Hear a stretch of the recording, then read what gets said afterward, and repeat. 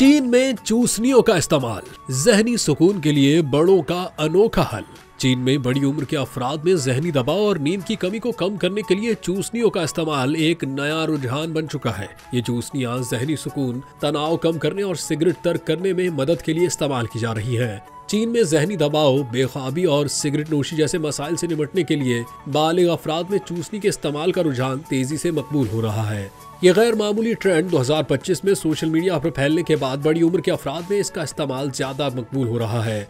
चूसनियां जो अमूमन बच्चों के लिए समझी जाती हैं, अब चीन में बड़ों के लिए एक थेरेपी की सूरत इख्तियार कर चुकी है।